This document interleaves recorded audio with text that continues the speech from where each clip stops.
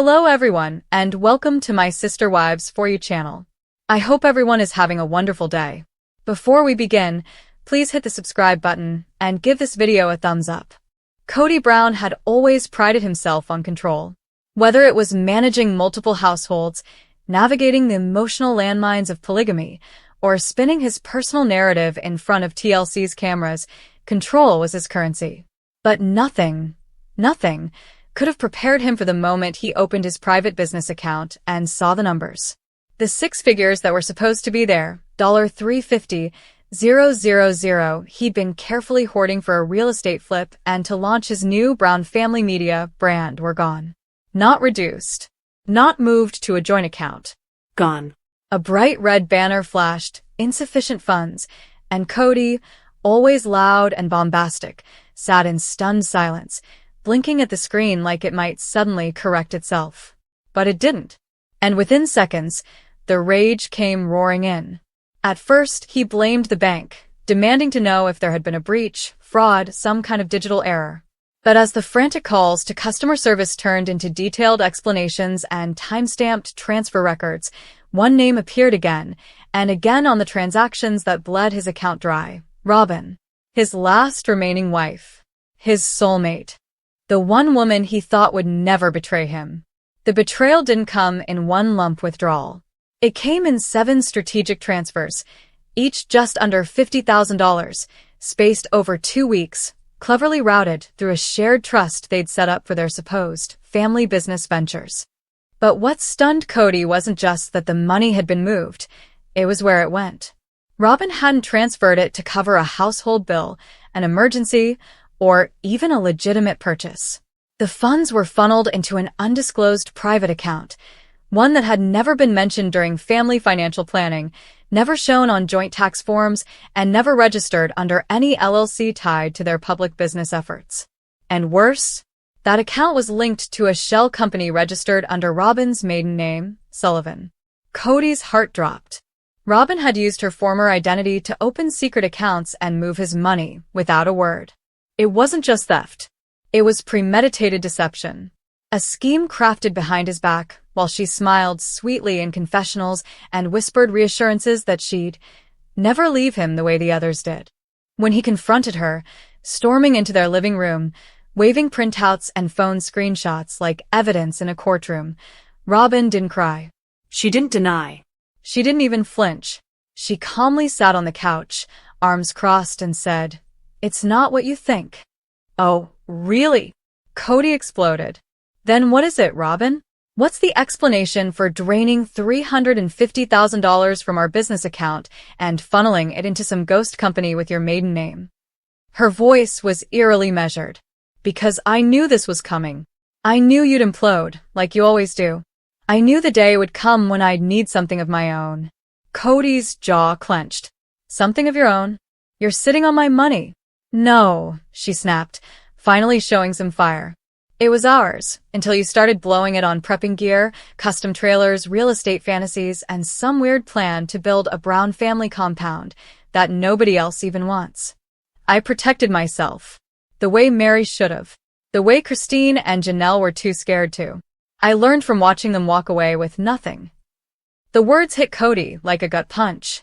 He staggered backward, stunned that Robyn, the obedient, loyal one, had not only planned for his downfall, but had strategically outmaneuvered him.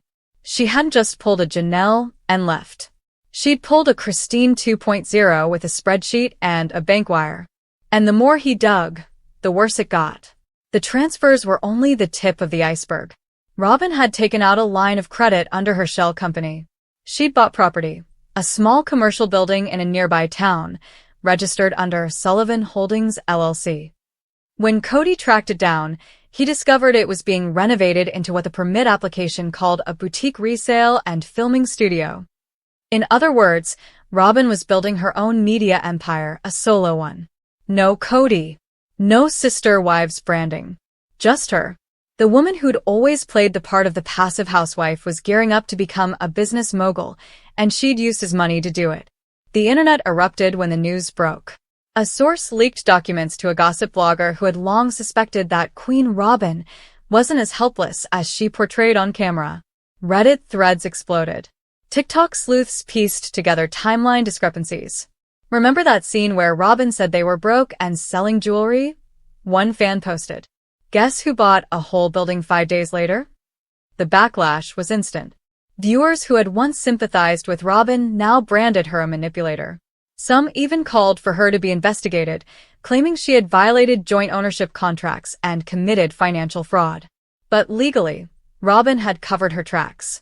She'd used joint funds, but she had authorization on the account. Technically, she didn't steal. She outplayed. Back in Flagstaff, Kody's world collapsed. His sons, already estranged, used the scandal as further justification to stay away. "This is what happens when you gamble everything on one relationship," Gabe reportedly told a friend. "He picked Robyn over the rest of us. Now she picked herself over him." Janelle issued a curt statement. "I've always said the finances were a mess." No surprise. Christine, on her podcast, was more direct. "I warned him years ago that loyalty doesn't mean submission." He didn't listen. And Mary? She just posted a single quote on Instagram. "Sometimes the betrayal comes from the person you never suspected." But Kody wasn't just embarrassed. He was cornered. The $350,000 was earmarked for a project he'd already signed contracts on, a land deal that was now in default. His credit took a hit. Vendors began demanding answers. And when TLC producers caught wind of the chaos, they scrambled to re-edit the upcoming season to capture the full fallout. Robyn initially refused to film. But after realizing that staying silent would make her look guiltier, she agreed, on one condition: full editorial approval over her segments. It was a power move. And TLC agreed. Just like that, Robyn wasn't just part of the show. She was its co-architect. Now, the once unified image of Kody and Robyn against the world has shattered completely. Behind closed doors, insiders say they barely speak. He sleeps in a separate room. She manages her boutique from afar. The trust is gone. The money is gone.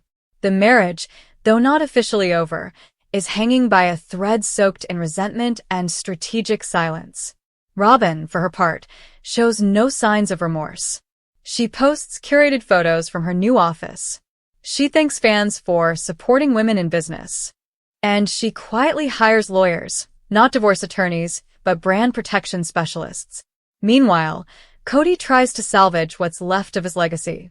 But without money, trust, or family unity, he's just a man pacing an empty house, stunned that the one wife he clung to, his supposed forever, had mapped out her exit strategy long before the others even walked away.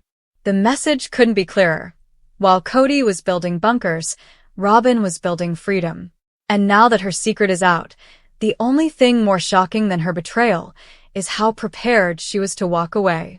As the days passed and the dust began to settle, the shock of Robyn's betrayal didn't fade. It evolved. For Kody Brown, the disappearance of $350,000 was no longer just about the missing money. It had become symbolic of something deeper, more insidious: the slow collapse of the illusion he had spent decades curating. For years, he had postured as the patriarch, the head of a sprawling spiritual empire. But now, he was just another man duped by the partner he had believed was above suspicion. As the evidence continued to mount, so did his paranoia. He pored through old emails, credit card statements, gift receipts. And what he found wasn't just one financial betrayal, it was a pattern. Robyn had been siphoning small amounts for over a year, disguised as business expenses, withdrawals for therapy, children's needs, home improvements. But Kody hadn't noticed. He had been so busy blaming Mary, scolding Janelle, and publicly shaming Christine that he had missed the subtle signs right under his nose. Robyn, the woman he believed was faithful to the end, had been planning her own sovereign future, quietly, confidently, with the patience of a strategist and the precision of a CEO. Worse yet, insiders claimed that Robyn had been working closely with a private business advisor, a man Kody had never even met, to structure the Shell LLC and secure multiple tax advantages. Paper trails showed late-night meetings at coffee shops across town, emails between her and a web developer designing a full e-commerce platform, and consultations with boutique stylists for what was being called Sullivan Studio, a boutique for the soul. It wasn't just a hobby, it was a brand. One built without Kody. One that had no room for the patriarchal energy she once claimed to admire. According to an anonymous source close to Robyn, she had finally realized she didn't want to be last wife standing. She wanted to be a freestanding woman, unburdened by Kody's ego or the show's chaotic dysfunction. Her boutique wasn't just about financial independence, it was an escape hatch. And the $350,000? That was her fuel.